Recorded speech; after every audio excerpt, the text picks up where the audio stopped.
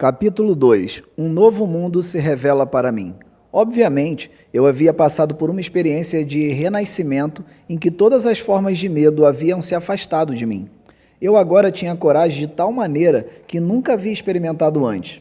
Apesar do fato de ainda não ter sido mostrado para mim como ou de que fonte eu seria capaz de receber os recursos necessários, eu tinha fé inabalável de que o dinheiro estava vindo ao meu alcance. Na verdade, conseguia enxergá-lo já em minha posse. Em muito poucas ocasiões na minha vida inteira pude experimentar tal tipo de fé. Na verdade, era um sentimento indescritível. Não há palavras na língua portuguesa que possam descrevê-lo.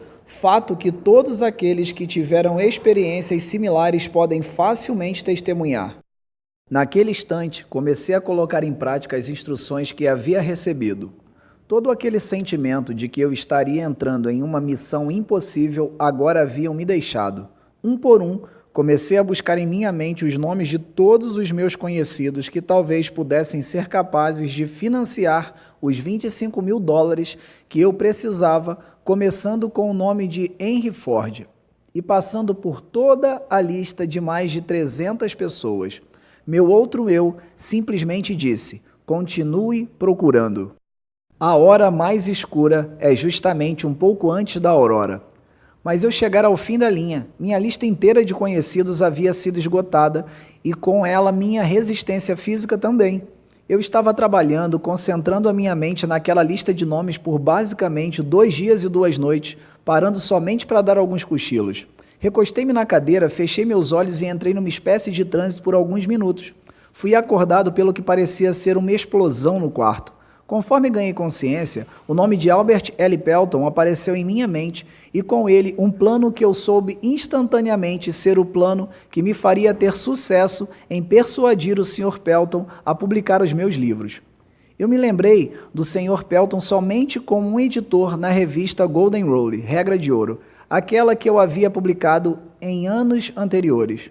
Eu me sentei, peguei a máquina de escrever e enderecei uma carta ao Sr. Pelton em Merredin, Connecticut, e descrevi o plano da mesma maneira que ele havia sido entregue para mim. Ele respondeu por telegrama dizendo que estaria na Filadélfia para me ver no dia seguinte. Quando ele chegou, mostrei a ele os manuscritos originais da minha filosofia e brevemente expliquei qual seria a sua missão. Ele pegou os manuscritos, folheou algumas páginas por alguns minutos, então parou, de repente, e com os olhos fixos na parede por alguns segundos disse: "Eu publicarei os livros para você." O contrato foi assinado, uma quantia substancial de royalties me foi paga e os manuscritos foram entregues a ele. Eu não perguntei a ele o que fez tomar a decisão de publicar os meus livros antes mesmo de tê-los lido. O que eu sei é que ele me forneceu o capital necessário, imprimiu os livros e me ajudou a vender milhares deles para a sua própria clientela de compradores de livros, espalhados em praticamente todos os países de língua inglesa no mundo. Meu outro eu se sai bem. 3 meses após o dia que o Sr. Pelton me visitou na Filadélfia, um jogo completo com todos os meus livros estava em cima da mesa, bem na minha frente, e minha renda da venda dos livros era grande o suficiente para suprir todas as minhas necessidades. Esses livros agora estão nas mãos de todos os meus estudantes do mundo inteiro. Meu primeiro cheque de royalties referente à venda dos meus livros alcançou a quantia de $850. No momento em que abri o envelope para apanhar o cheque, meu outro eu disse: "Sua única limitação é aquela que você impõe em sua própria mente." Não tenho certeza de que eu entenda exatamente o que esse outro eu seja, mas tenho plena convicção de que não há derrota permanente para o homem ou a mulher que o descubra e confie nele. No dia após o Sr. Pelton ter ido me visitar na Filadélfia, o meu outro eu me presenteou com uma ideia que revelou imediatamente o meu problema financeiro. A ideia que cruzou a minha mente me mostrava que os métodos de venda da indústria automobilística tinham que passar por uma mudança drástica e que os futuros vendedores desta área da indústria teriam que aprender a vender automóveis, em vez de meramente servir de compradores de carros usados, como a maioria estava fazendo na época. Ocorreu-me também que jovens rapazes que haviam recém-finalizado a faculdade e que por isso não conheciam nada dos velhos truques da venda de automóveis seriam o ponto de partida desse novo tipo de profissional de vendas e poderiam ser mais bem desenvolvidos.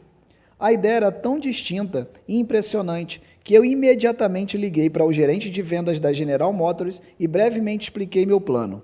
Ele também ficou impressionado e me indicou para visitar uma filial da companhia de automóveis Buick, que naquela época era propriedade e dirigida por Earl Powell.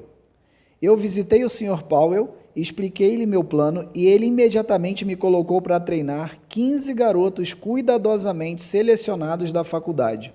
A minha renda deste treinamento foi mais do que suficiente para tomar conta de todas as minhas despesas pelos próximos 3 meses, até que os resultados da venda dos meus livros começassem a entrar, incluindo o custo daquela luxuosa suíte que naquela época me preocupou muito. Meu outro eu não havia me desapontado. O dinheiro que eu precisava estava em minhas mãos justamente no momento em que eu precisei. Nesse momento, fui convencido de que a minha viagem para a Filadélfia não era, sob nenhuma hipótese, uma missão sem sentido, conforme minha razão havia indicado antes de partir do oeste da Virgínia. Daquele momento em diante, até este exato minuto, tudo o que eu precisei veio até mim. E isso mesmo considerando que o mundo inteiro recentemente passara por um período de depressão econômica, quando mesmo as necessidades básicas não estavam disponíveis para muitas pessoas.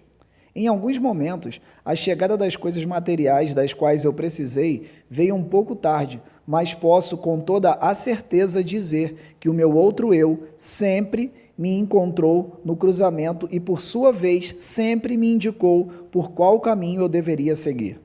O outro eu não possui precedentes, não reconhece nenhum tipo de limite e sempre acha um modo de satisfazer nossos desejos. Ele pode se deparar com derrotas temporárias, mas nunca com fracasso permanente. Tenho tanta certeza disso que estou afirmando quanto o fato de estar aqui escrevendo estas linhas.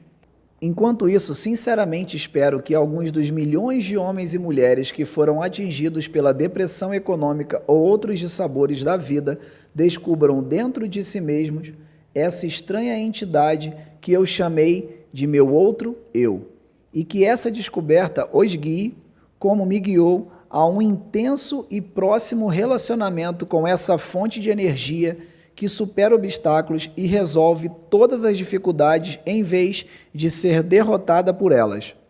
Há uma grande força a ser descoberta no seu outro eu. Procure com todo o seu ser e você o achará. Fracasso, uma bênção disfarçada. Fiz outra descoberta com o resultado dessa apresentação ao meu outro eu, ou seja, há uma solução para cada problema legítimo, não importa quão difícil o problema pareça ser. Também descobri que para cada experiência de derrota temporária, para cada fracasso e cada forma de adversidade existe a semente de um benefício equivalente. Entendam o que eu quero dizer. Não afirmei que isso seria uma flor desabrochada do sucesso, mas sim a semente pela qual essa flor germinará e crescerá. Para essa regra não há exceções. A semente da qual eu falo nem sempre pode ser observada, mas pode ter certeza de que ela está lá, de uma forma ou de outra. Não pretendo entender tudo sobre essa estranha força que me reduziu à pobreza e a uma situação de necessidade e medo, e então fez renascer uma fé dentro de mim através da qual tive o privilégio de ajudar a dezenas de milhares de pessoas que se achavam descendo a ladeira. Mas sei que tal força entrou em minha vida como uma missão para que eu pudesse colocar outros em contato com ela. Durante um quarto de século em que me dediquei à pesquisa das causas do sucesso e fracasso, descobri muitos princípios de verdade que têm sido úteis para mim e para outros, mas nada que observei me impressionou tanto quanto a descoberta de que cada grande líder do passado foi tomado por uma dificuldade e encontrou derrotas temporárias antes de alcançar os seus objetivos. De Cristo a Edison, os homens que mais realizaram foram os que mais se depararam com formas duradouras de fracasso temporário. Isso pareceria justificar a conclusão de que a inteligência infinita tem um plano, ou uma lei pela qual ela faz com que homens se deparem com muitos obstáculos antes de dar-lhes o privilégio da liderança ou a oportunidade de realizar um serviço útil de uma forma notável. Eu não desejaria sujeitar-me novamente às experiências pelas quais passei naquela noite fatídica de véspera de Natal em 1923. E também naquela noite, quando caminhei em volta da escola de Western Virginia e lutei aquela terrível batalha contra o medo. Mas toda a riqueza do mundo não seria capaz de me fazer abandonar o conhecimento que ganhei dessa experiência. A fé tem um novo significado para mim. Repito que não sei exatamente o que é esse outro eu, mas sei o suficiente para me apoiar nele com um espírito de absoluta fé em tempos de necessidade, quando a razão da minha mente parece inadequada para suprir as minhas necessidades. A depressão econômica que começou em 1929 trouxe miséria para milhões de pessoas, mas não devemos esquecer que a experiência também trouxe muitas bênçãos. A começar pelo conhecimento de que há algo infinitamente pior do que ser forçado a trabalhar, que é ser forçado a não trabalhar. De certa forma, essa depressão foi mais uma bênção do que uma maldição, se analisada à luz das mudanças que trouxe para as mentes de todos que foram afetados por ela. O mesmo é verdadeiro para cada experiência que altera os hábitos dos homens e os força a olhar para o seu interior para a solução dos seus problemas. O tempo que passei em reclusão na West Virginia foi, sem sombra de dúvidas, a mais severa das punições da minha vida, mas a experiência trouxe bênçãos na forma de conhecimentos de que eu precisava e que, de certa forma, mais do que compensaram o sofrimento. Estes dois resultados, o sofrimento e o conhecimento ganho dele, foram inevitáveis. A lei da compensação, a qual Ralph Waldo Emerson tão claramente definiu, fez esse resultado um tanto quanto natural e necessário. O que o futuro pode guardar para mim na forma de desapontamentos através de derrotas temporárias, com certeza não tenho meios de saber, mas sei, contudo, que nenhuma experiência do futuro pode possivelmente me atingir tão profundamente quanto aquelas do passado, porque agora tenho acesso ao meu outro eu. Desde que este outro eu tomou conta de mim, venho tendo acesso a um tipo de conhecimento que, por certo, não teria descoberto enquanto a minha antiga entidade chamada medo estava no controle. Aprendi que todos aqueles que se deparam com dificuldades que parecem insolúveis podem resolvê-las e, ainda melhor, lidar com elas se estiverem dispostos a esquecer suas próprias dificuldades e partir para ajudar outras pessoas que porventura estejam passando por dificuldades maiores. O valor de dar antes de tentar conseguir. Tenho plena certeza de que nenhum esforço que nós possamos fazer em prol daqueles que estão em momentos de dificuldade ocorre sem algum tipo de recompensa adequada.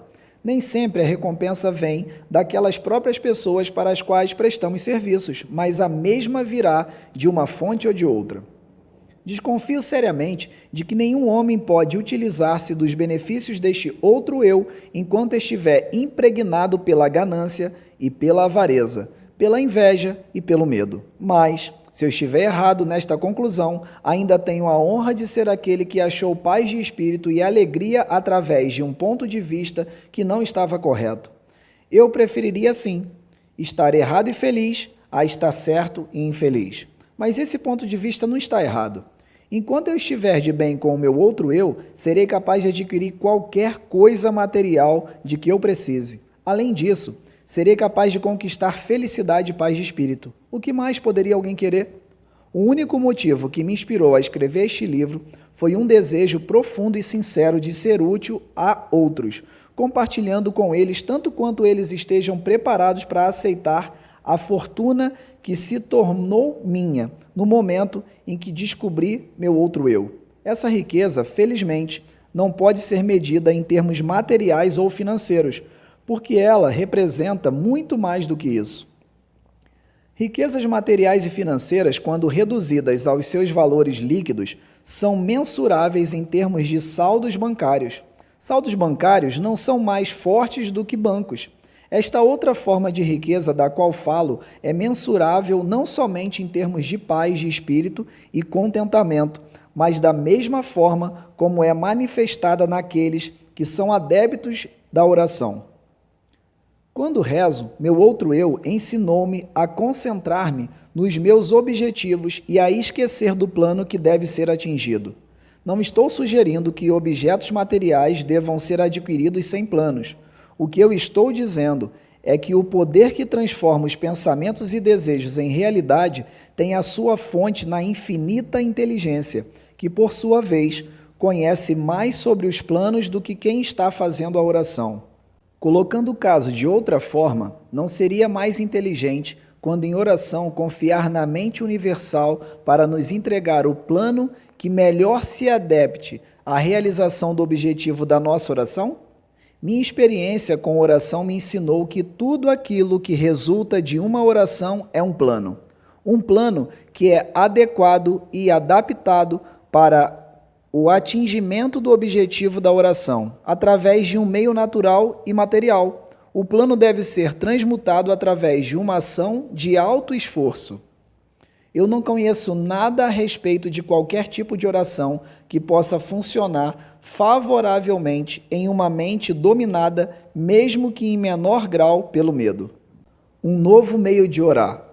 Desde que me tornei íntimo do meu outro eu, minha forma de orar modificou-se.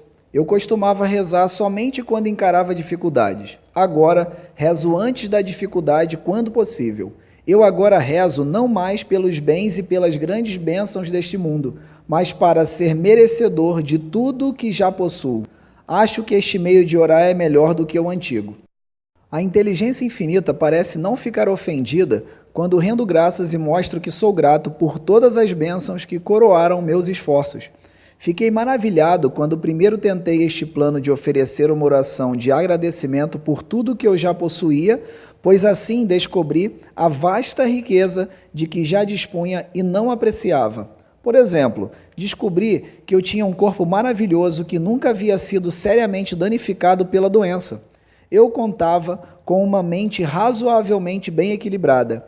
Tinha uma imaginação criativa com a qual eu poderia prestar um serviço muito útil para um grande número de pessoas. Eu era abençoado com toda a liberdade que desejava, tanto de corpo quanto de mente.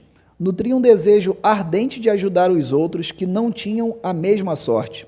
Descobri que a felicidade, o maior de todos os objetivos do ser humano, era minha de qualquer maneira, com depressão econômica ou sem depressão econômica. Por último, descobri que eu tinha o privilégio de me aproximar da inteligência infinita, tanto com o intuito de agradecer pelo que eu possuía e por iluminar e direcionar meu caminho, quanto para pedir mais bênçãos.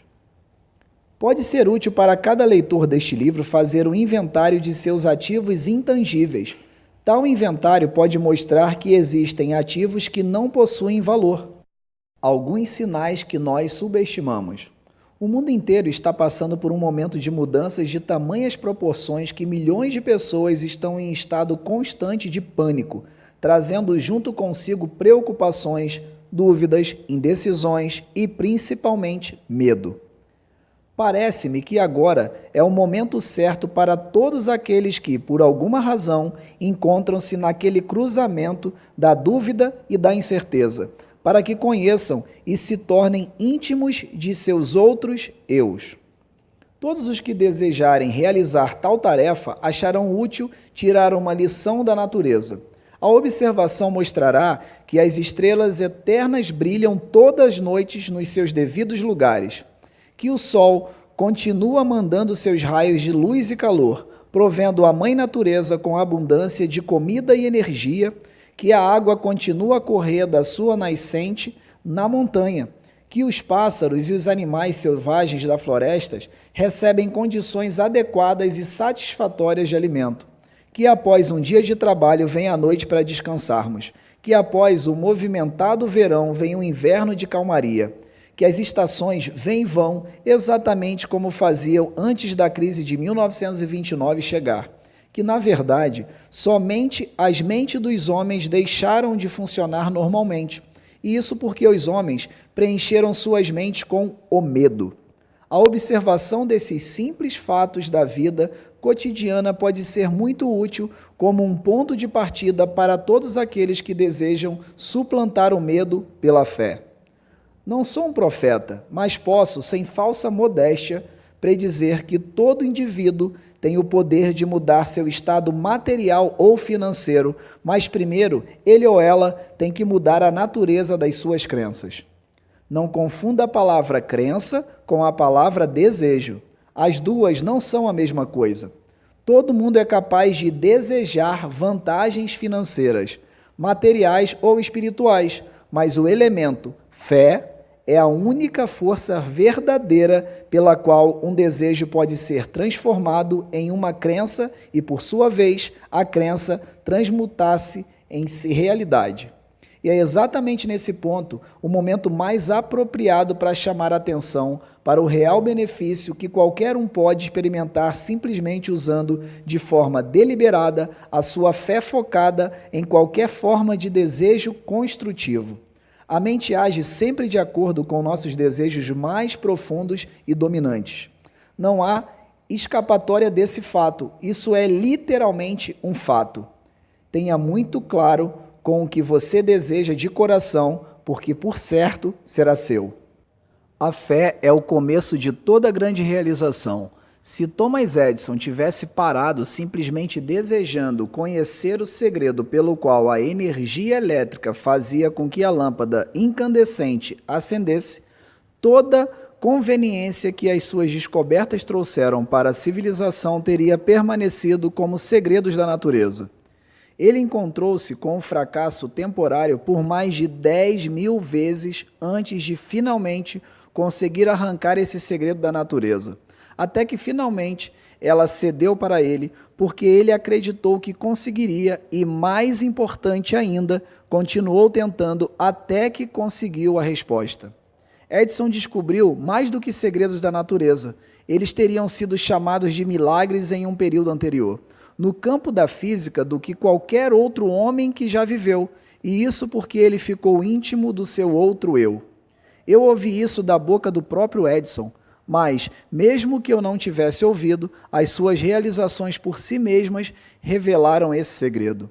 Nada dentro da razão é impossível para o homem ou a mulher que acredita e confia no seu outro eu. Tudo em que um homem ou uma mulher acreditar ser verdadeiro, a partir daquele instante começa a se tornar verdadeiro. Uma oração é uma expressão do pensamento, algumas vezes expresso em palavras audíveis e outras vezes expresso silenciosamente. Observei por experiência própria que uma oração silenciosa é tão eficaz quanto uma oração expressa em palavras. Observei também que o estado de espírito de quem está rezando é o fator determinante para a oração funcionar ou não. Minha concepção do outro eu, que tenho tentado descrever, é que ele simboliza meramente um novo modo de se chegar à inteligência infinita, um modo pelo qual se pode controlar e direcionar o simples processo de combinar a fé com os pensamentos. Isso é somente outra maneira de dizer que agora tenho muito mais fé no poder da oração. O estado de espírito conhecido como fé aparentemente abre o meio para um sexto sentido, através do qual se pode comunicar com fontes de poder e informação que ultrapassam e muito os nossos 5 sentidos. O desenvolvimento deste sexto sentido vem sempre para a sua ajuda e ele é, na verdade, uma estranha força que vamos assumir, é um anjo da guarda que pode abrir para você, sempre que quiser, a porta para o templo da sabedoria. O sexto sentido é a experiência mais próxima a que já cheguei de algo que se possa chamar de milagre. E ele aparece dessa forma talvez porque eu não entendo exatamente o método pelo qual esse princípio funciona.